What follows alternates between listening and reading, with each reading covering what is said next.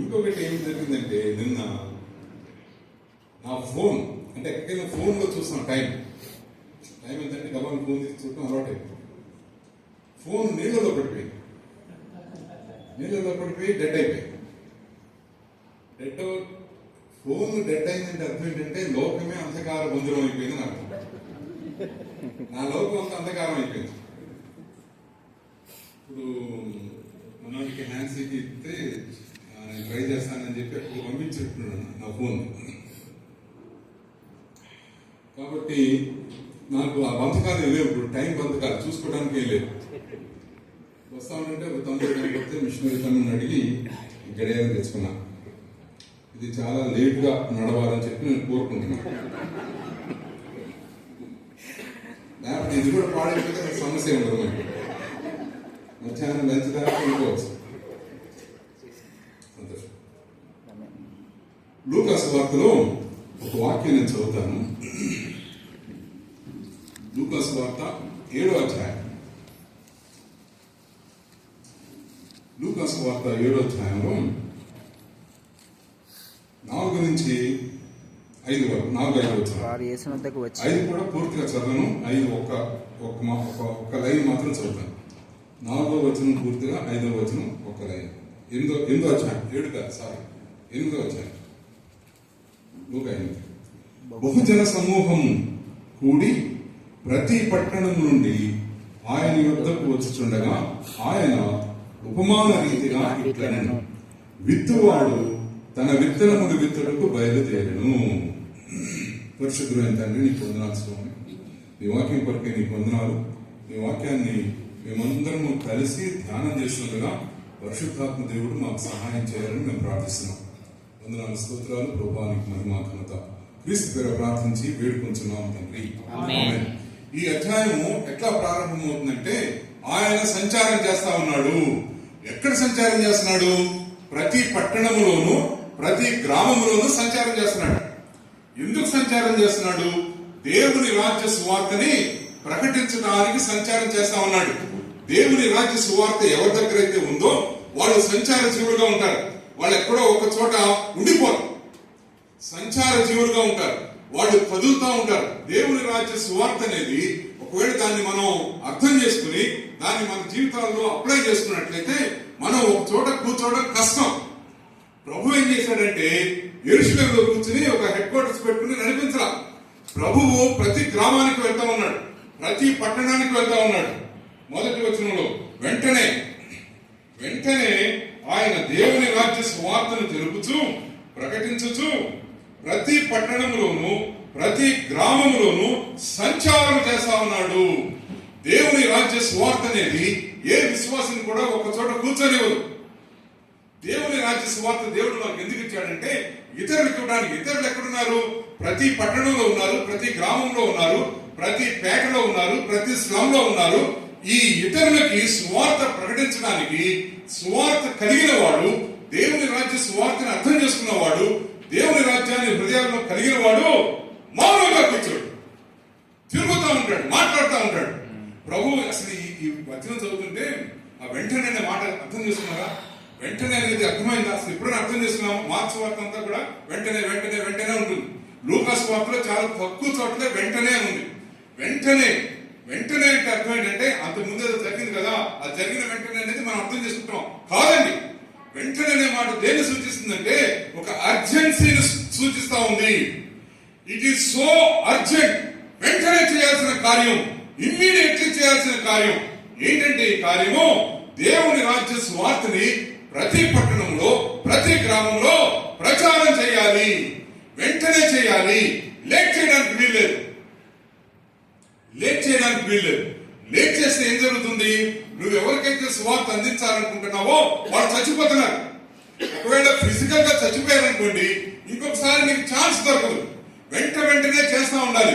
ఈ వెంటనే చేయాల్సిన ఈ బాధ్యతని మన సంఘం ప్రారంభం నుంచి విస్మరించింది. కాబట్టి విస్మరించి అసలు ఆదిమ సంఘం చూస్తారా, అక్కడి నుంచి కొంచెంగా ఈ వెంటనే కాన్సెప్ట్ పోయింది.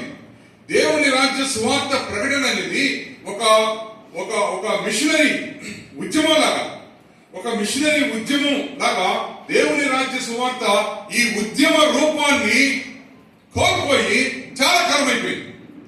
ఉద్యమ రూపం పోయి ఏమొచ్చింది? దాని స్థానంలో ఒక ఇన్స్టిట్యూషన్ వచ్చింది, సంస్థాగతమైపోయింది. సంఘం అనేది ఉద్యమంగా కదలాల్సిన సంఘము సంస్థాగతమైన సంఘం అయిపోయి రోమ్ నగరంలో పెద్ద పెద్ద కేథడ్రల్స్, పెద్ద పెద్ద గుళ్ళు, గోపురాలు, పోప్ అనేవాడు, కార్డినల్స్, ఇంకా రకరకాలైన ఈ హైరార్కీ వచ్చింది చూసారా? పైన వాడు, కింద వాడు, వాడి కింద వాడు, వాడి కింద వాడు, వాడి కింద వాడు, వీడు వాడికి రిపోర్ట్ చేయాలి, వీడు వాడికి రిపోర్ట్ చేయాలి, వాడేమో బిల్డింగ్ కట్టాలి, వీడేమో అచ్చేయాలి, ఇచ్చేయాలి. ఈ మొత్తం తతంగంలో స్వార్థ ప్రకటన అనేది మరుగున పడిపోయింది. స్వార్థ ప్రకటన లేట్ అయిపోయింది. నిన్న భాస్కర్ చెప్తా ఉన్నారు కదా జాన్సన్ గారు, అని ఏమన్నారంటే పైన ఉండాల్సింది కిందకు వచ్చేసింది, కింద ఉండాల్సింది పైకి వెళ్ళింది. పైన ఉండాల్సింది ఏంటి? దాదాపు చర్చి బడ్జెట్ లో సగానికి పైగా ఎక్కువ శాతం స్వార్థ ప్రకటనకు వెళ్ళాలి. ఒక సంఘంలో వాడు బడ్జెట్ మీటింగ్ పెట్టుకుంటే నేనైతే బయట కూర్చున్నా బడ్జెట్ మీటింగ్ అయిపోయింది, గంట పట్టింది, గంట సేపు ఏదో బైబిల్, ఫోన్ లేవు ఆ రోజుల్లో, బైబిల్ చదువుకుంటే కాగితం మీద రాసుకుంటున్నా. అందరికి పంపించేసిందా పాస్టర్ నన్ను లోపలికి రమ్మన్నాడు. లోపలికి వెళ్ళా, ఏంటయ్యా బాగుందా అన్నాడు. అంత బాగుంది సార్, ఏంటి సార్ జరుగుతుందంటే మాకు ఇప్పుడే బడ్జెట్ మీటింగ్ అయింది అన్నాడు. అని చూస్తావా మా బడ్జెట్ అన్నాడు. చూస్తాను సార్ అని ఇచ్చాడు. సంవత్సరానికి దగ్గర 5 లక్షలు పెద్ద చర్చ అది ఆ రోజుల్లోనే 90s లో. అది చూస్తుంటే పైనేమో రినోవేషన్, చర్చ్ రినోవేషన్ కి అగ్రభాగం వెళ్ళిపోయింది. తర్వాత ఇంకా ఏదో దానికి తర్వాత పిక్నిక్లు వచ్చినాయి, youth picnic, ladies picnic, gents picnic, Araku valley, Paderu, వెళ్ళడానికి వ్యాన్ ఖర్చులు, పాస్టర్ జీతం, తర్వాత సెక్షన్ జీతం, పాస్టర్ కారు ఖర్చులు, ఇట్లన్నీ ఒక్కటొక్కడొక్కడు చూసుకుంటూ వస్తా ఉన్నా. నా హృదయం చాలా సంతోషంగా ఉప్పొంగిపోతా ఉంది. పైనకి వస్తుంటే కిందకు వచ్చేసరికి మిషనరీ వర్క్ అని లాస్ట్ ఐటమ్ మిషనరీ వర్క్. నేను బాగా చెప్తున్నా కదా, గుర్తొచ్చింది. Last item missionary work. అబ్బా మిషనరీ వర్క్ వచ్చింది అని చెప్పి నా హృదయం ఇంకా ఉప్పొంగిపోయింది. చూస్తే ఎంతో 0.00 ఇంత పర్సెంట్ ఉంది. సార్ ఇదంతా మనీలో కన్వర్ట్ చేస్తే, క్యాష్ లో కన్వర్ట్ చేస్తే ఎంత వస్తుంది సార్ అంటే, వస్తుంది ఒక 10-12 లక్షలు, 10-12 వేలు వస్తాయని. నేను గుండెలు బాధ చేసుకుని 10,000 మిషన్స్ ఇస్తారా మీరు? ఎట్లా ఇస్తారు సార్ అంటే, ఏముంది నువ్వు వచ్చావు కదా, నీకు ఒక 1000 ఇస్తాను, రేపు అయ్యే 3 వస్తాడు, వాడికి ఒక 1000 ఇస్తాము, మిషన్ టు ద బ్లైండ్ అంటే వాళ్ళు వస్తున్నారు, ఈ మాటకి ఈసారి ప్రత్యేకంగా వాళ్ళకి ఒక 500 ఇస్తాం అని లెక్క చెప్తా ఉన్నాడు. 25 లక్షల బడ్జెట్ లో 10,000 మిషన్స్ ఇస్తా ఉన్నారు. పైన ఉండాల్సిన అత్యంత ప్రాధాన్యత కలిగిన అంశం కిందకు వచ్చేసింది. ఇది సంఘము క్రమంగా తన సవాలుని, తన ఫోకస్ ని మర్చిపోయింది. క్రమంగా ఆత్మ సంబంధమైన ప్రయారిటీస్, ఆత్మ సంబంధమైన ప్రాధాన్యతలు క్షీణించిపోతున్నాయి అనడానికి ఇది ఒక నిదర్శనం. దేవుని రాజ్య సువార్త వెంటనే జరగాల్సిన సువార్త తరమున ఏదో అండమాన్ నికోబార్ లో ఒక ట్రైబ్ ఉందంట, ట్రైబల్ పీపుల్. వాళ్ళ మధ్య ఎవరు వెళ్ళడానికి వీలేదని గవర్నమెంట్ నిషేధించింది. ఎందుకంటే వీళ్ళు వెళ్ళి వాళ్ళకి చాక్లెట్లు, బిస్కెట్లు పెడుతున్నారు బయట నుంచి వచ్చిన టూరిస్టులు. ఎందుకు వాళ్ళ యొక్క సంస్కృతి, ద నేటివ్ కల్చర్ ని కాపాడటానికి గవర్నమెంట్ వాళ్ళు ఏం చేశారంటే టూరిస్ట్ ఎవరు చూడడానికి వీలేదని చెప్పారు. ఆ ట్రైబ్ లో ఎంతమంది ఉన్నారు పేరు మర్చిపోయాను. ఆ ట్రైబ్ లో మొత్తం ఎంతమంది ఉన్నారంటే 13 మంది ఉన్నారు. Only 13 people. ఒకప్పుడు వేల సంఖ్యలో ఉండుంటారు, ఇప్పుడు 13 ఉన్నారు. వాళ్ళు బయటకు రారు, బయట వాళ్ళు లోపలికి రానివారు. ఎట్లా అభివృద్ధి చెందుద్ది? క్రమంగా చచ్చిపోతా ఉన్నారు. వాళ్ళది ఒక విలక్షణమైన భాష ఏమైపోద్ది ఆ భాష? ఇట్లా క్షీణించిపోయే భాషలు, అంతరించిపోతున్న జాతులు వెంటనే సువార్త సేవ చేయాలి, వెంటనే యేసు ప్రభు గురించి చెప్పాలి. ఎవరు కూడా యేసు ప్రభు తిరిగి వచ్చినప్పుడు మాకెవ్వరు సువార్త చెప్పలేదండి అని ఎవరు కంప్లైంట్ చేయడానికి వీల్లేదు. ఒకవేళ కంప్లైంట్ చేసినట్లయితే అది సంఘానికి ఎంత సిగ్గుచేటు. సరే, అదైందా? ఇప్పుడు నేను చదివిన వాక్యం పోతాం. బహుజన సమూహం కూడి పట్టణం నుంచి వచ్చేస్తా ఉన్నారు. ప్రభు ఎక్కడో ఎత్తులో కూర్చుని ఉన్నాడు, వస్తా ఉన్నారు. సమూహాలు ఇట్నుంచి వస్తున్నారు. బహుజన సమూహం అనేది థియలాజికల్ గా, వేదాంత పరంగా చాలా ఇట్స్ ఎ లోడెడ్ వర్డ్, చాలా భావగర్భితమైన ఒక మాట ఇది. బహుజన సమూహం. జనములంటే మామూలు జనాలు కాదు, మనకు కనిపించే జనాలు కాదు. జనములంటే నేషన్స్.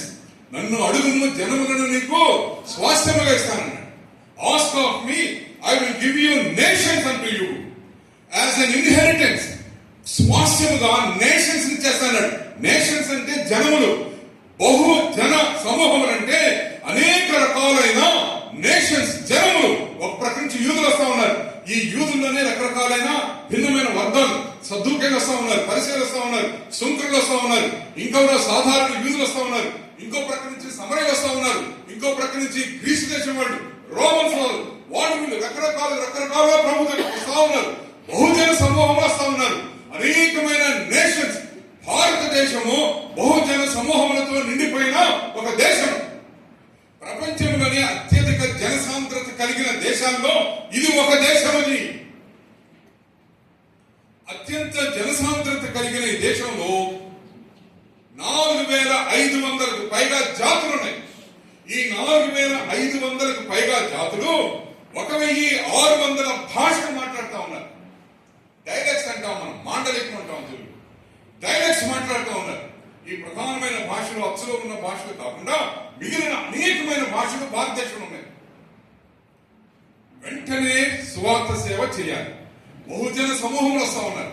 బహుజన సమూహంకున్న ఒక ప్రధానమైన లక్షణం ఏంటంటే దే ఆర్ ఆల్ సీకర్స్. ప్రభు దగ్గరికి ఎందుకు వస్తా ఉన్నారు? వాళ్ళకి ధర్మశాస్త్రం లేదా? మోషే వాళ్ళకి ధర్మశాస్త్రం నేర్పించలేదా? ధర్మశాస్త్రంలో వాళ్ళు బలులు అర్పించడం లేదా? ధర్మశాస్త్రంలో వాళ్ళు యెహోవా దేవునికి రోజుకి 5 సార్లు ప్రార్థన చేయట్లేదా? బట్ స్టిల్ ప్రభు దగ్గరికి ఎందుకు వస్తా ఉన్నారు? They are all seekers.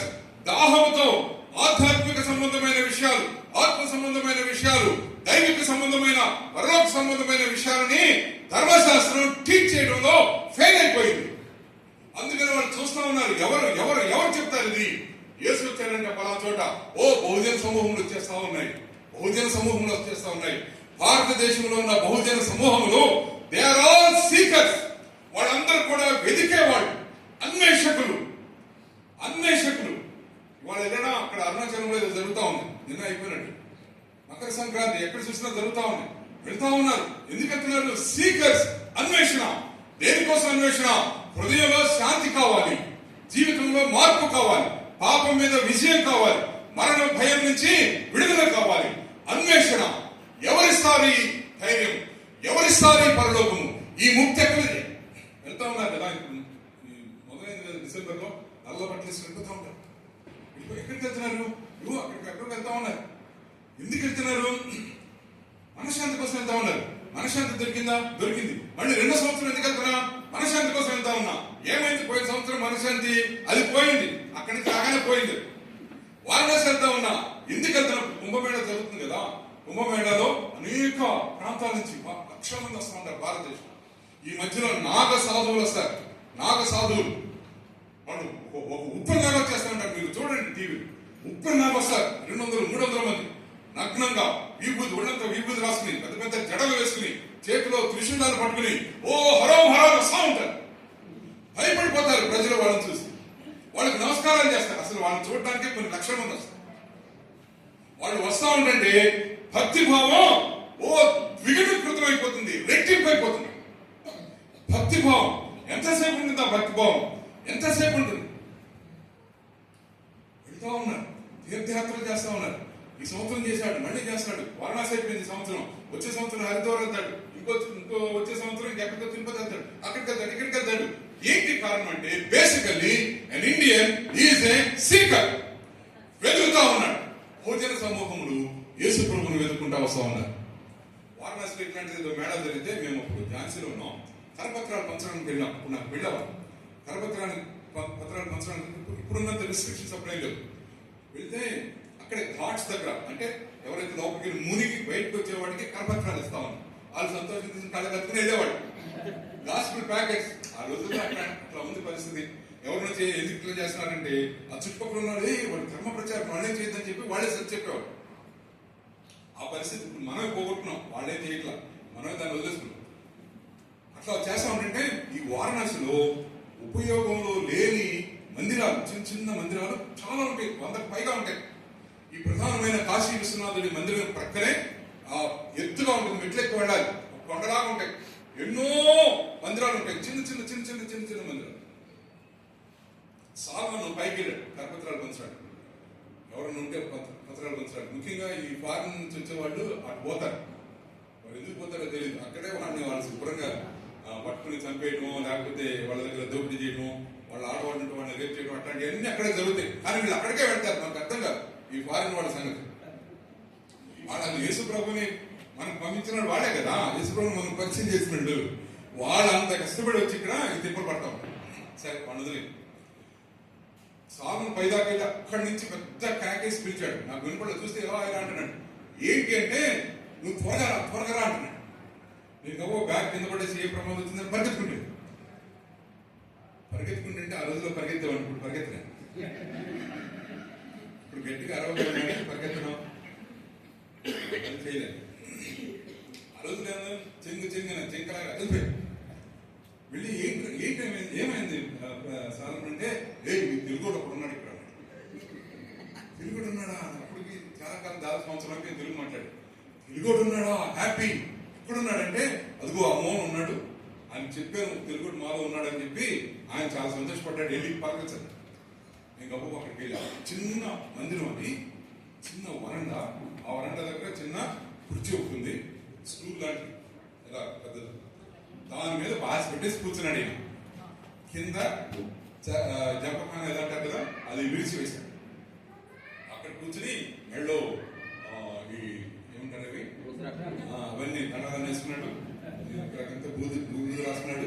తెల్లటి గడ్డం, తెల్లటి చుట్టూ. ఇట్లా మన సాధు సుందర్శన్ లాగున్నాడు. సాధు సుందర్శన్ ముసలోడు అయితే అట్లా ఉండేవాడు. కూర్చున్నాడు. ఎర్రగా కనకనలాడుతూ ఉన్నాడు. ఆగస్టు టమాటా పండుతా ఉన్నాడు. వెళ్ళి నమస్కారం సార్ అంటే నువ్వేనా నువ్వేనా తెలుగు ఎక్కడ మన ఊరు అన్నాడు. అంత మన గుంటూరు విజయవాడ యాసే. నేను ఇంకా సంతోషంగా సార్ నాకు ప్రశాంత్ కుమార్ అంటే ఏ ఊరు విజయవాడ. మాది గుంటూరు అయ్యా అన్నాడు. అలాగా సార్ మీరు చెప్పిన మాది ఇదంతా అయిపోయింది, మీరు తినాలి మా తినాలి వ్యవహారం అంతా అయిపోతాం. నేను అడిగా ఏంటి సార్ ఎక్కడికి వచ్చారంటే ఆయనకి 90 ఏళ్ళు, 90 years మిలిటరీలో పనిచేశాడు. హైదరాబాద్ ప్రాంతంలో ఉన్నాడు. హైదరాబాద్ హాస్టల్ కొనుక్కున్నాడు. మిలిటరీలో పనిచేశాడు. చాలా హై ర్యాంక్, కల్నాలో మేజర్ ఏదో హై ర్యాంక్ లో పనిచేసి రిటైర్మెంట్ తీసుకుని ఇంటికి వచ్చేసాను. హైదరాబాద్ లో హాస్టల్ కొనుక్కుని హాస్టల్ మెయింటైన్ చేస్తుంటే నా 60వ ఏట నా భార్య చచ్చిపోయింది. అప్పుడు నేనేం చేశానంటే హాస్టల్ అని పిల్లలకు పనిచేసి 10 లక్షలు, ఆ రోజుల్లో 90s లో చూడండి, 10 లక్షలు తీసుకుని నేను వారణాసి వచ్చేసాను. ఎందుకు వచ్చానంటే దేవుడికి సమీపంగా ఉండాలని వచ్చేసాను. ఏం చేస్తున్నారంటే అండి, నేను టౌన్ లో ఒక ఇల్లు తీసుకున్నాను. పొద్దున్నే రిక్షా వాడు వస్తే 6 గంటలకు వాడు రిక్షా ఎక్కి నేను ఇక్కడికి వస్తాను. ఇక్కడికి వచ్చి ఈ గుడిలో కూర్చుంటాను. ఎవడో మధ్యాహ్నం పొద్దున్న ఏదో పూరి ఏదో తీసుకొస్తాడు, కొంతమంది ఇడ్లీ కూడా తీసుకొస్తే అవి తినేసి కూర్చుంటాను. మధ్యాహ్నం భోజనం వస్తే భోజనం కూడా తినేసి కూర్చుంటాను. సాయంకాలం మళ్ళీ రూమ్కి వెళ్ళిపోతాను. మళ్ళీ అదే రిక్షా వాడు వచ్చి తీసుకెళ్ళిపోతాను. నేను రూమ్కి వెళ్ళిన తర్వాత అక్కడ ఎవరో వండి పెడతారు, అది తింటాను. ధ్యానం చేస్తా బతుకుతున్నాను నాయన అన్నాడు. అక్కడి నుంచి ఇక్కడికి వచ్చేసారి అక్కడే చేయొచ్చు కదా అంటే ఇక్కడ మనకి వాతావరణం లేదు అయ్యాను. ఇక్కడ ఏంటి సార్ వాతావరణం, మీరు ఏం చేస్తారు రోజు అంటే ఏం లేదు ధ్యానం చేస్తాను. ఏం ధ్యానం చేస్తారనంటే అప్పటికి ఈ యోగా ధ్యానం ఇంకా వెరు లేదు, శ్వాస మీద ధ్యాస అదే లేదు. ధ్యానం అంటే కూర్చుని కాశీ విశ్వనాథుడిని స్మరించుకుంటా టైం గడుపుతారు. 30 సంవత్సరాల నుంచి అదే చేస్తున్నాను. చాలా రేర్గా 2-3 రోజులు నేను మానేసి ఉంటాను. ప్రతిరోజు ఈ 30 సంవత్సరాలు వచ్చి కూర్చుని నేను ధ్యానం చేస్తాను. నన్ను ధ్యానం అంటే ఏంటి సార్ అంటే, ధ్యానం అంటే తెలీదా, తపస్సు అయ్యాను. తపస్సు చేస్తున్నాను నేను. మరి ఇంత తపస్సు చేస్తే ఎప్పుడు నాకు కనపడ్డాడండి మీ కాశీ విశ్వనాథుడు అంటే కొంచెం కోపం వచ్చింది. విశ్వామిత్రుడు తెలుసా చెప్తాను. ఆయన ఎవరంటే విశ్వామిత్రుడు తెలియదా అంటే ఇప్పుడున్న ఆయన, లేకపోతే ఎవరంటే విశ్వామిత్రుడు ఇక్కడ ఎందుకుంటాడు ఆయన. నేను నమస్కారం పెట్టి నాకు తెలుసండి, విశ్వామిత్రుడు తెలుసు, వశిష్ఠుడు తెలుసు, అగస్త్యుడు ఇదందరూ తెలుసండి నాకు. కొంచెం జ్ఞానం ఉందిలే. అంటే విశ్వామిత్రుడు ఎన్ని సంవత్సరాలు తపస్సు చేశాడు చెప్పాను. నేను 1000 సంవత్సరాలు చేశాడు. Very good, very good.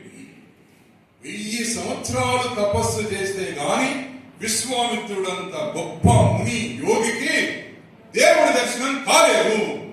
నేను 30 సంవత్సరాలు తపస్సు చేస్తే దేవుడు నాకు కనపడతాడా?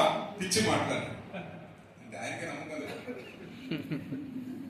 నేను అన్నాను సార్ నాకు ఒక్క ఒక సెకండ్ లో కనపడ్డాడండి మా దేవుడు. ఆయన పెద్దగా నవ్వేశాడు. ఏది ఎట్లా చెప్పుకోనండి, ఏముందంటే ఎవరో మాట్లాడుతుంది, ప్రభు నా హృదయంలో రాండి, ఆయన పక్కన వచ్చేసి కూర్చున్నాడు లోపల. అయ్యా మీ బాగా నవ్వాడు. అవి క్రైస్తవులకు అంత తేలిక అయిపోయింది ఆ దేవుడు అంటే. మాకు తేలిక కాలేదని మాకు తేలిక చేశాడండి ఆయన. ఆ దేవుడు మాకు తేలిక చేశాడు అంటే ఆయనకు అర్థమైపోయింది. నేను నెమ్మదిగా నా సాక్ష్యం అదంతా మొదలు పెట్టాను. చూడు మీ వాళ్ళు పిలుస్తున్నా, చూడు వెళ్ళలేదు అన్నాడు. సరే నమస్కారం చెప్పి వచ్చేసి సీకింగ్ పీపుల్. భారతదేశం అంతా కూడా ఒక అన్వేషకుల జన సమూహముగా ఉంది. ఎవరి కోసం అన్వేషిస్తున్నారు? దేవుడి కోసం అన్వేషిస్తున్నారు. దేవుడు ఎక్కడ ఉన్నాడు? మన పాకెట్ లో ఉన్నాడు. మన పాకెట్ నుంచి బయటకు తీయం కదా. మన సంఘాల్లో ఉన్నాడు. మన సంఘాల్లో ఉన్న దేవుడిని బయట చూపించం కదా. ఈ బైబిల్ని బయటకు తీసుకెళ్ళాం కదా. వాక్యాన్ని దాచేసాను కదా. ఎవరికి తెలియకుండా దాచేసుకున్నాం కదా. చెప్తే వాళ్ళు కొడతారు, చెప్తే వాళ్ళు తిడతారు. యేసు ప్రభువునే కొట్టారు, తిట్టారు. నువ్వెంత నేనెంత? మనకి ఏం అధికారం ఉంది వాక్యాన్ని దాచుకోవడానికి? ఏం అధికారం ఉంది దేవుని రాజ్య సువార్తని బయటకు వెళ్ళకుండా అడ్డుకోవడానికి? క్రైస్తవ సంఘానికి ఎవరిచ్చాడు అధికారం? బహుజన సమూహములు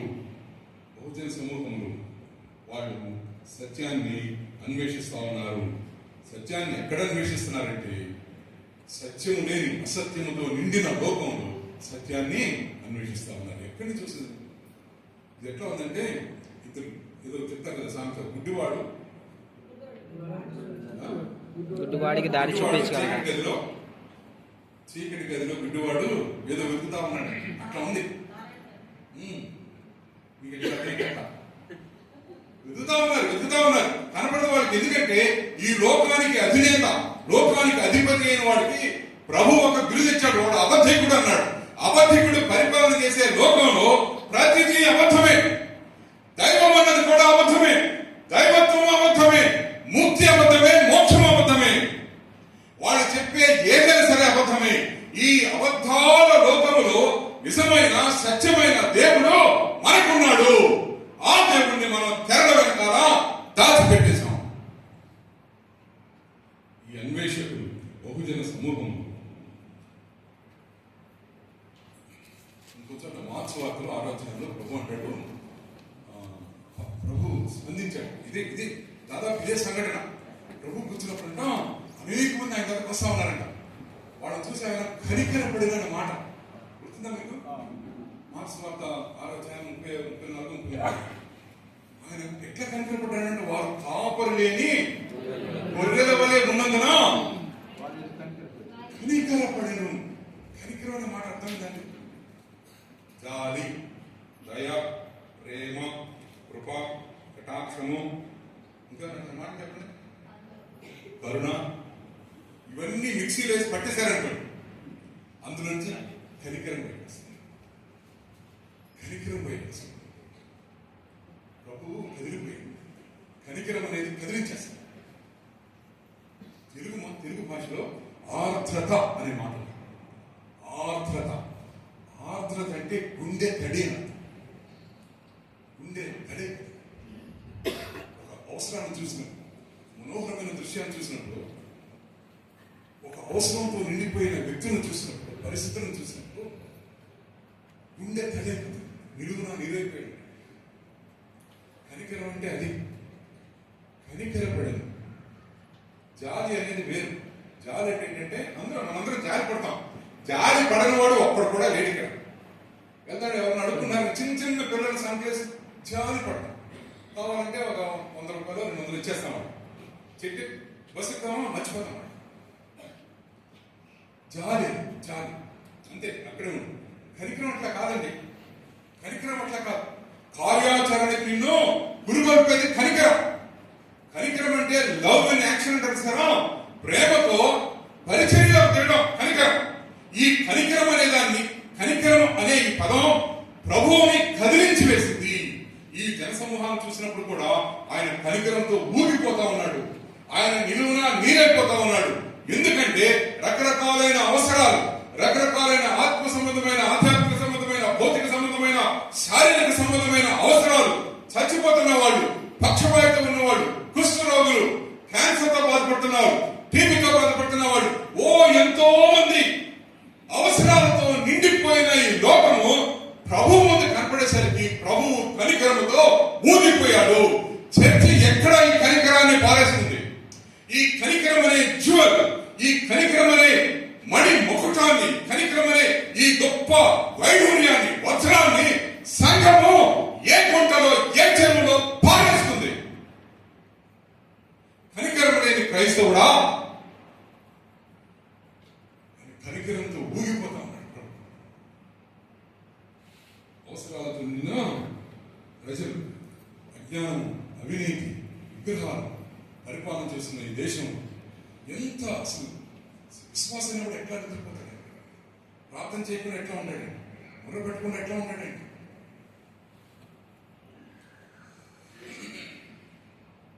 సరే, అది జనసమూహం.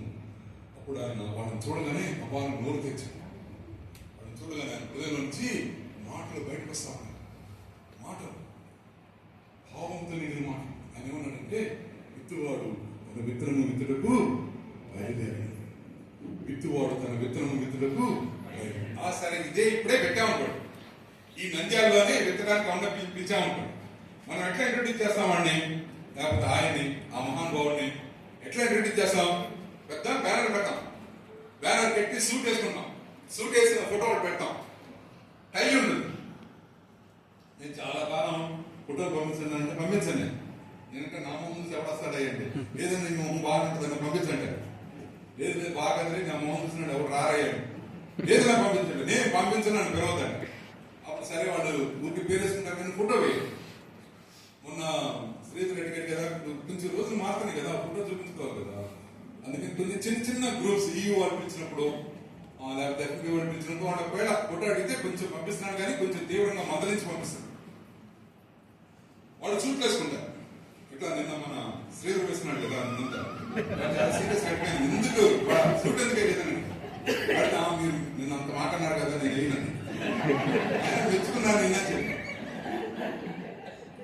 సూట్ వేసేసుకుని టై పెట్టుకుని కొంతమంది మధ్య కళ్ళద్దాలు కూడా పెట్టేస్తాం.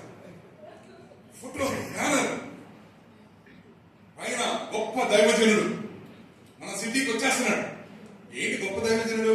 అసలు మాట అర్థం తెలుసా మీకు? గొప్ప దైవజనుడు గొప్ప ప్రసంగికుడు ఉంటాడు, గొప్ప ప్రాస్టర్ ఉంటాడు, గొప్ప సువార్థకుడు ఉంటాడు, గొప్ప రాజకీయవేత్త ఉంటాడు, గొప్ప గొప్ప గొప్ప ఉంటారు. కానీ దైవజనుడు అనే మాట వచ్చినప్పుడు ఈ గొప్ప అనే మాట వాడటానికి వీలేదు. ఎందుకంటే అక్కడ దైవము అనేది ఉన్నది. దైవము అనేది ఉన్నప్పుడు ఈ గొప్ప అనే పదము కేవలము దేవునికి మాత్రమే వర్తిస్తుంది, దేవునికి మాత్రమే అన్వయం అవుతుంది. గొప్ప దైవ జనుడు అన్నప్పుడు ఆ దైవ తీసేయండి, గొప్ప జనుడు అని పెట్టుకోండి. గొప్ప జనుడు వస్తున్నాడు, లేకపోతే గొప్ప ప్రసంగికుడు పెట్టుకోండి. ఎవరన్నారు? దైవము అని పెట్టినప్పుడు ఈ గొప్పతనం అనేది కేవలం దేవునికి మాత్రమే ఆపాదించాల్సిన ఒక లక్షణం. అసలు ఆ మాటకు వస్తే మనందరం గొప్ప దైవజనులమే. ఎట్లా అంటున్నానంటే, ఈ గొప్ప అనేది దేవునికి ఇచ్చేసాం. గొప్ప దైవ జనుడు, దేవుడు మనం కోరుకున్నట్టు మనందరం దేవుని జనమే. మనందరం దేవుడు. ఏ దేవుడు? గొప్ప దేవుని యొక్క జనుడు. అందుకని ఎవరైనా చచ్చిపోయి భక్సింగ్ గారు వీళ్ళందరూ ఉన్నారు, వాళ్ళని గొప్ప దైవజనుడు అంటే నాకు అభ్యంతరం లేదు. వచ్చేవాళ్ళందరూ సూట్ వేసుకుని వచ్చేవాళ్ళందరూ గొప్ప దైవజనులు ఎట్లా అవుతారు? చచ్చిపోయిన తర్వాత కూడా అనాలంటే అనండి, ఇప్పుడు అంటారు వీలేదు. సరేనా? విత్తువాడు గొప్ప దైవజనుడు. వీరు అనేక దేశములు సంచారం చేసి స్వార్థ ప్రకటించిరి. ఇదివరకు ఇంకా ఎక్కువ రాసేవాళ్ళు. వీరు ఆంధ్రప్రదేశ్లోనే అతిపెద్ద సంఘములకు కాపరిగా ఉండేది. 50,000 మంది సంఘం అంట. సరే వదిలేదు,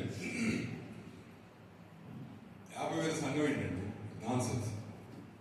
సంఘం అంటే పాస్టర్ వాడికి సంఘంలో ఉన్న వాళ్ళందరూ తెలియాలి, వాళ్ళ కుటుంబాలు తెలియాలి. అది సంఘం. సంఘంలో ఉన్న వాళ్ళందరి కోసం ప్రార్థన చేయాలి, ప్రతి ఇంటికి వెళ్ళి ప్రార్థన చేయాలి. అది పాస్టర్. అది వేరే సబ్జెక్ట్. విత్తువాడికి ప్రభువు ఎట్లాంటి మర్యాద చేసాడో చూద్దాం. ఈ విత్తువాడే వాడికి పేరే ఒక ప్రభు. వీడి నేపథ్యం కూడా తెలియదు. వీరు ఒక పెద్ద పరిచయుల కుటుంబం నుంచి గొప్ప డాక్టరేట్ చేసి MA MPH చేసి అనేక దేశములు తిరిగినా ఈ గొప్ప విత్తువాడు విత్తనం విత్తడం బయలుదేరాడని చెప్పలా ప్రభు. కేవలము విత్తువాడు అని వదిలేశాడు. ఏంటి ఇతనుకున్న ప్రాధాన్యత? ఇతనుకున్న ప్రాధాన్యత, ఇతనుకున్న ఇంపార్టెన్స్, ప్రాధాన్యతనే ఇంపార్టెన్స్ ఒకటే కదా. ఇంకా మాట చూద్దాం. ఇతనుకున్న గొప్పతనం ఏంటంటే ఇతని దగ్గర విత్తనం ఉంది అంతే, అంతకు మించి ఏం లేదు. ఈ విత్తనం కూడా ఇతను సంపాదించింది కాదు, కృపతో దేవుడు అనుగ్రహించింది. దేవుని కృపది. ఆ దగ్గర ఈ మాట్లాడే ఈ విత్తనం వాక్యం ఉందంటే దేవుని కృప. వీడు nothing, I am nothing, you are nothing. వాక్యాన్ని ప్రకటించే ప్రతి ఒక్కడు కూడా నిష్ఫలుడు, వ్యర్థుడు. దేవుడు వాక్యాన్ని ఇవ్వకపోతే, దేవుడు తన విత్తనాన్ని ఇవ్వకపోతే, ఆ విత్తనం ద్వారా జీవితాన్ని ప్రజ్వలగా చేయకపోయి ఉంటే, జీవితాన్ని వెలిగించకపోయి ఉంటే, విత్తువాడు లేదు, ఎవడో లేదు. విత్తువాడికి తర్వాత ఈ ఉపమానం యొక్క భావం కూడా ఇచ్చాడు ప్రభు. ఉపమానానికి ఇచ్చిన భావంలో కూడా విత్తువాడి ప్రస్తావన లేదు. విత్తువాడి ప్రస్తావన లేదు. వాడు గొప్ప ప్రసంగికుడు, వీడు గొప్ప ప్రసంగి, ఇక్కడికి ఓ టైం వేస్ట్ చేసుకో. దేవుడు వాక్యాన్ని పంపించాడు, వాక్యం చదవండి, ధ్యానం చేయండి. మీ దగ్గరే విత్తనాలు సంపాదించుకోండి. ప్రభుని అసలు ఆల్రెడీ ఉన్నాయి ప్రతి ఒక్కరి. యేసు ప్రభుని అంగీకరించిన ప్రతి ఒక్కరికి దేవుని రాజ్య సువార్త తెలుసు కాబట్టి ఈ సువార్తని ప్రకటన చేయండి. విత్తువాడు విత్తనాన్ని బయలుదేరాడు.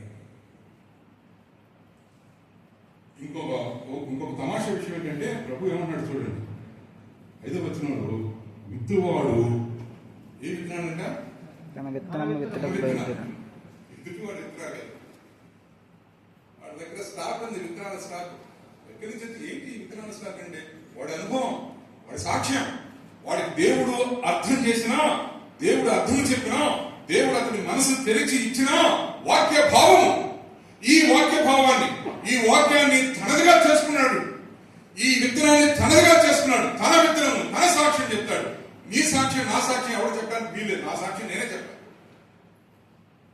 నేను బైబిల్ మిషనరీగా చేరినప్పుడు 82లో ట్రైనింగ్, సేలంలో పెద్ద ట్రైనింగ్ సెంటర్. ఆ ట్రైనింగ్ లో ఉన్నప్పుడు పొద్దున్నే 6 గంటలకు మాకు డివోషన్ జరుగుతుంది. అందరం వెళ్ళిపోతాం. నేను వెళ్ళాము, నాకు ఏం అర్థం కాదు, అంత తమిళంలో జరిగేది. కానీ ఆ సెరెనిటీ అంటే ఆ సుందరమైన చాపలు, దాని ముందు తోట చాలా బాగుంది. పొద్దున్న కూర్చుంటే మనసు చాలా ప్రశాంతం.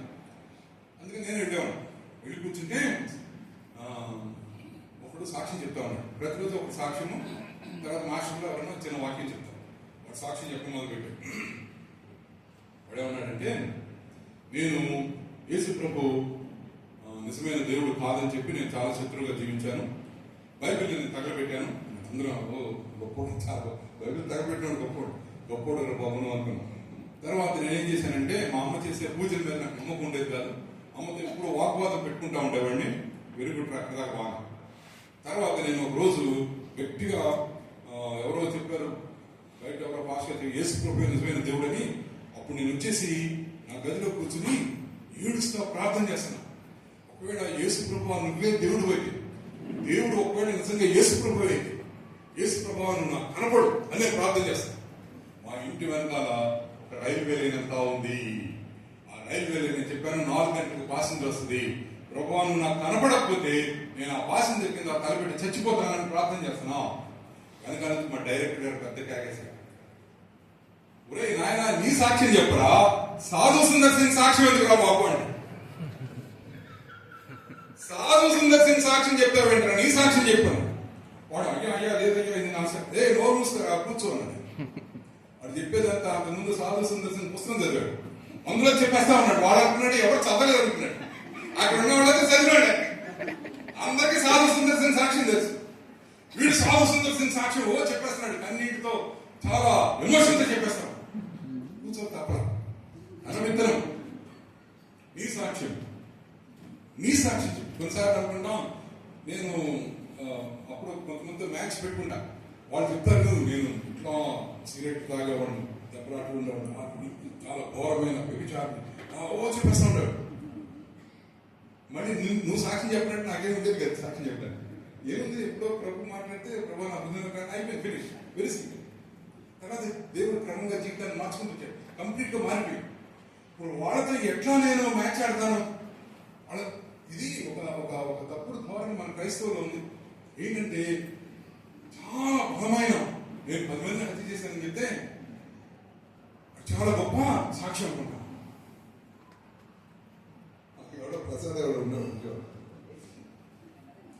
సాక్ష్యం చెప్పి మా పేటలో వాడు అన్నాడు, నేను ఇప్పటి వరకు 3 మర్డర్లు చేశాను, కానీ ప్రభువు నన్ను తప్పించి ఒక్కరోజు కూడా నేను పోలీసులకు దొరకలా. మొట్టమొదటి మర్డర్ చేసినప్పుడు ఒక్కొక్క మర్డర్ చెప్పుకుంటూ వస్తా ఉన్నాడు. ఆయన 3వ మర్డర్ చెప్పేసరికి పోలీసులు వచ్చి పట్టుకెళ్ళి ఇప్పుడు దొరికేవారు మర్డర్ అనగానే ఫోన్ అయిపోయింది పోలీసులు. ఇంట్లో ఫోన్ ఉంటాయి కదా ఆ రోజు, టక 100 కొట్టేసి ఏంటంటే సార్ మర్డర్ చేసినట్టున్నాడు పోలీసులు వచ్చారు. చెప్పేసి అందరికి హరిగా చెప్పింది, అందరు కన్నీళ్ళు కారిపోతా ఉన్నారు. ఈ మర్డర్ చేసిన వాడిని కూడా దేవుడు రక్షించాడు, చిన్న చిన్న పాపాలు చేసి మమ్మల్ని రక్షించరా అని స్త్రీలు పురుషులందరూ కూడా తుడుచుకుంటుంటే వాడు స్టేజ్ దిగుతుంటే పోలీసు వచ్చాడు కారు కొట్టుకున్నారు. అవి కాదండి సాక్ష్యం. తన సాక్ష్యము దేవుడు తనకిచ్చిన వాక్య భావం, దేవుడు తనకిచ్చిన ఎమోషన్స్. తన విత్తనం విత్తువాడు తన విత్తనము. చివరిగా ఏంటంటే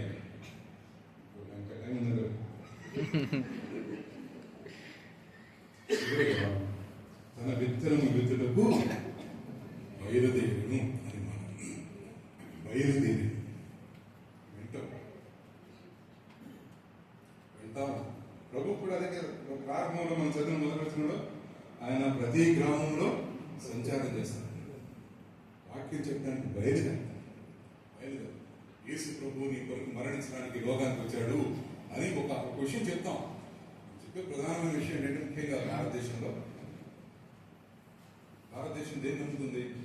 ఇప్పుడు వెళ్తున్నారు తీర్థయాత్ర, మనం ఏం చెప్తాం, తీర్థయాత్రకి వెళ్ళి ఇక్కడ దేవుడు ఉన్నాడు, ఇక్కడ దేవుడు ఉన్నాడు, ఈ కొండ మీద దేవుడు, ఆ కొండ మీద దేవుడు, తిరుపతిలో దేవుడు, కాణిపాకంలో దేవుడు, లేకపోతే ఇక్కడ ఎవరైనా ఉన్నారు దేవుడు, ఆ దేవుడు, ఈ దేవుడు, అక్కడికంటే వెళ్ళాల్సిన అవసరం లేదు. మన కోసం దేవుడే వచ్చాడు, ఎక్కడికి వెళ్ళాల్సిన అవసరం లేదు. ఇదే కదా స్వార్థ. స్వార్థ చెప్పాలి మనం. బయలుదేరును మిషనరీలు విశ్వార్థ ప్రకటన చేయడానికి బయలుదేరుతూ ఉన్నారు. బహుజన సమూహం ఆయా గ్రామాల్లో, ఆయా పట్టణాల్లో, ఆయా నగరాల్లో, కొండలు, కోనలు ఎక్కడెక్కడో తెలియకుండా జీవిస్తాం. భాష మాట్లాడుతూ తెలియని ప్రాంతాలు మిషనరీస్ వెళ్తా ఉన్నారు. ఇప్పటికే చాలా లేట్ అయిపోయింది.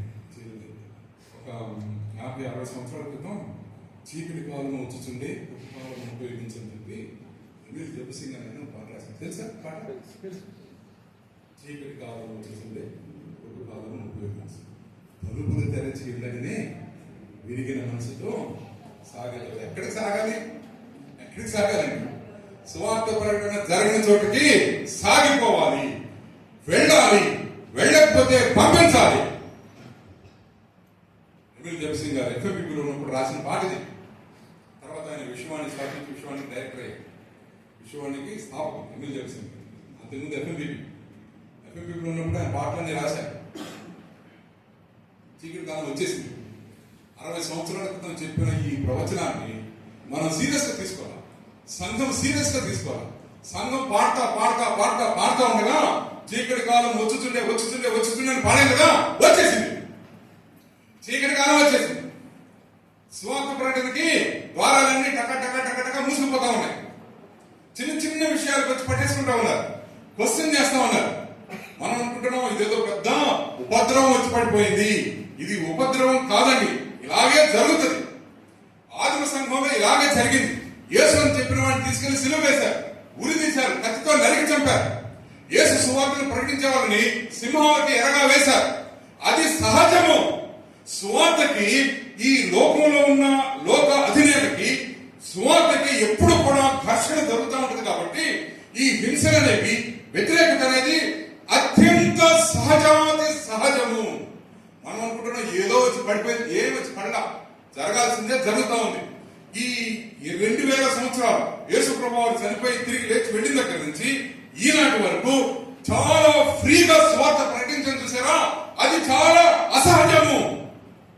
97% మంది క్రైస్తవేతరులు ఈ దేశంలో ఉన్నప్పుడు మన రోడ్ల మీద నిలబడి యేసు ప్రభువే నిజమైన దేవుడు, ఈ బొమ్మలలో ఈ దేవులలో ఏమీ లేదని ధైర్యంగా చెప్పని చూసారా, అది అసహజము. ఇప్పుడు సహజమైన పరిస్థితి వచ్చేసి సహజమైన పరిస్థితి వచ్చింది. సహజంగా వాళ్ళు అడ్డుకుంటా ఉన్నారు. ఎందుకు అడ్డుకోరు? వాళ్ళు దేవుడు నువ్వు నీ దేవుడు చెప్తే ఎందుకు అడ్డుకోరు? అడ్డుకుంటారు. దానికి తోడు ఈ లోక అధినేత వాళ్ళకి సహాయం చేస్తూ ఉంటాడు. రకరకాలైన సంస్థలు బయటకు వస్తా ఉన్నాయి, కొత్త కొత్త సంస్థలు బయటకు వస్తా ఉన్నాయి. ఎవరిని నోరెత్తని ఇట్లా క్రైస్తవులు అనేవాడు. కానీ ఇది ఉపద్రవం కాదు, ఇది సహజంగా జరగాల్సిన ఒక పరిణామం. భయపడాల్సిన అవసరం లేదు, వదిలిపెట్టాల్సిన అవసరం లేదు. అబ్రాహాము దేవుడు వెళ్ళు, ఎక్కడికి వెళ్ళాలని అడగ. అక్కడ చూసారా మీరు 12వ అధ్యాయం చూడండి, అది కనుక వెళ్ళటం కూడా పనిష్మెంట్. అది ఎట్లాంటి పనిష్మెంట్? నీ బంధువులు, తల్లిదండ్రులు, ఆస్తి అన్ని వదిలేసి బయలుదేరినాడు. అబ్రాహాం ఏం చేశాడు? యెహోవా తనతో చెప్పినట్లు అబ్రాహాము బయలుదేరి వెళ్ళాడు. మనం ఉంటే ఏం చేస్తాం? ఎక్కడికండి బాగుపడ్డా, ఎంతమంది ఎక్కడ తీసుకెళ్ళాను. అప్పుడు దేవుడు అంటే నేను సహాయం చేస్తాను కదా వెళ్ళండి, కానీ సహాయం చేస్తానుగా వెళ్ళు అనే అవకాశము దేవునికి అబ్రాహాం ఇవ్వ. అబ్రాహాం ఉన్నాడు, సరే చెప్పావు కదా ఎత్తనా పద, ఎక్కడికి వెళ్తాం? సారా అడుగుంటది, పనులు అడుగుంటే ఎక్కడికి వెళ్తాను? ఎక్కడికి లేదు, పదండి ఎక్కుతారంటే పదండి నడిపించి అందరూ వెళ్తా దేవుడు పిలిపించినప్పుడు ధైర్యంగా మనం ముందుకు సాగాలి. కొంతకాలం నేను ఛత్తీస్గఢ్లో కూడా ప్రమోషన్ వర్క్ చేశాను. ఛత్తీస్గఢ్, మధ్యప్రదేశ్, ఒరిస్సా 3 రాష్ట్రాల నుంచి అట్లా కొంతకాలం సంగతి చెప్పి నేను ముగిస్తాను. లేదు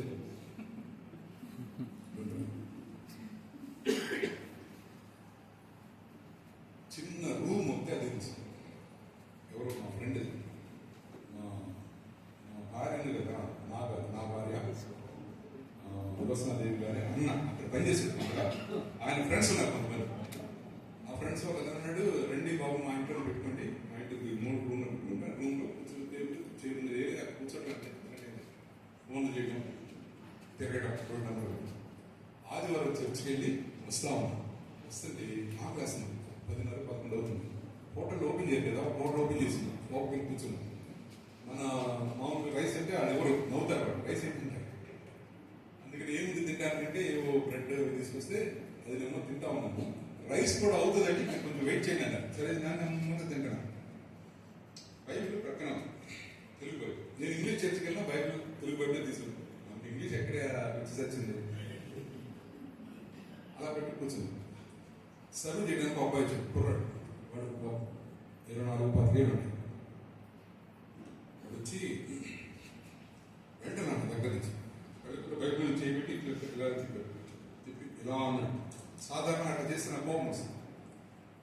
ఇలా అని నాకు కోపం వచ్చే లోపల వాడు తెలుగు బైబిల్ సార్ అన్నాడు. హిందీలో వాడన్నది నేను తెలుగు చెప్తా ఉంటాను. నా ఇద్దరు జరిగిన హిందీ సంభాషణ. అవును తెలుగు బైబిల్ నీకు తెలుసా? తెలుసు సార్, నాకు బైబిల్ తెలుసు అండి. బైబిల్ చదివేవాడు, మొత్తం చదివానండి, 2-3 సార్లు చదివాను మొత్తం. నాకు కొంచెం ఆసక్తి వచ్చింది. వచ్చి నీ పేరు ఏంటంటే, నా పేరు వినోద్ అండి. ఇక్కడ ఉన్నావేంటి, ఏం చేస్తున్నప్పుడంటే బైబిల్ ఎట్లా తెలిసి, నేను బైబిల్ కాలేజీలో 3 సంవత్సరాలు చదివానండి. ఎక్కడ బైబిల్ కాలేజ్ అంటే జబల్పూర్లో దైనంద బైబిల్ కాలేజీలో ఉంది. బైబిల్ కాలేజీలో చదివాను 3 సంవత్సరాలు, 2.5 సంవత్సరాలు చదివాను. తర్వాత మానేసి వచ్చాను. ఏం చేద్దాం, బీటీ వచ్చాను. మరి ఎందుకు వచ్చేసారు మధ్యలో అంటే, ఇప్పుడు అతను చెప్పాడు, మా నాన్నగారు అప్పటిదాకా నన్ను పోషించాడు, తర్వాత ఆయన నేను పోషించిన కుదరదన్నాడు. దాంతో మా నాన్నగారి తల మీద చాలా అప్పులు ఉన్నాయి, అప్పులను తీర్చడానికి నేను తిరిగి వచ్చేసాను. నువ్వు ఎక్కడ అడిగారంటే ఒరిస్సాలో చాలా భయంకరమైన హింస చెలరేగింది. జిల్లా భయంకరమైన హింస ఆ రోజులు తలపెట్టు గ్రామ కాపేశారు. నేను బైబిల్ కాలేజీలో ఉన్నప్పుడు ఒక రోజు ఫోన్ వచ్చింది మా ఇంటి దగ్గర నుంచి. మా ఫ్రెండ్ చేశాడు. వాడు ఏమన్నా అంటే, ఒరే మీ నాన్నగారిని చంపేశాక మీ అమ్మగారు మిగిలిన వాళ్ళు ఎక్కడున్నారో తెలీదు, వెంటనే రా అని చెప్తే నేను ప్రిన్సిపాల్ పర్మిషన్ తీసుకుని నేను గ్రామం వెళ్ళాను. ఆంధ్రహార్ జిల్లా గ్రామం వెళ్తే గ్రామం మొత్తం తగలబడిపోయింది. చాలా మంది చచ్చిపోయారు, కొంతమంది అడవిలో దాక్కున్నారు. అప్పుడు పోలీసులు వచ్చేసరికి వెళ్ళేసరికి మా ఇంటికి వెళ్తే మా ఇంటిదంతా తగలబడిపోయింది. ఇంటి ముందు నా చెట్లు కూడా తగలబెట్టేశారు, పచ్చి చెట్లు కూడా తగలబెట్టేశారు. నాకు ఒక అన్న, ఒక తమ్ముడు, అమ్మ, నాన్న, ఒక చెల్లి ఉన్నారు. నేను వెతుకుంటుంటే ఇంట్లో అప్పటికి ఇంకా శవాలు తీల, ఇద్దరు సహోదరుల శవాలు, మా అమ్మ నాన్న శవాలు దొరికినాయి. కార్యక్రమం చచ్చిపోయింది ఉన్నారు. మా చెల్లి శవం కోసం నేను పరిగెత్తాను. పరిగెత్తి అడవులు అక్కడక్కడ వెళ్తే వాళ్ళు ఎవరు కనపడలేదు. చెల్లి ఇంటర్మీడియట్ చదువుతా ఉంది చెల్లి. అంటే నేను ఇంకా ఏం చేయాలని వచ్చాను అంటే కంగారులో ఎవరైనా తన వాళ్ళు బతుకున్నారని చూస్తా ఉన్నాడు. ఇంటికి వచ్చిన తర్వాత బీరో ఒకటి పడిపోయి ఉంటే అది కొంచెం సంతానంగా లేదు. ఏంటని బీరో ఎత్తి చూస్తే ఆ బీరో చచ్చిపోయి మరి ఇదంతా ఎట్లా కట్టుకోవాలి, ప్రభుత్వం వాళ్ళు ఎట్లా సహాయం చేస్తారు, చర్చ ఏమైనా సహాయం చేస్తారని ఆలోచిస్తుంటే నాన్నకు అప్పులు ఇచ్చిన వాళ్ళు వచ్చారు.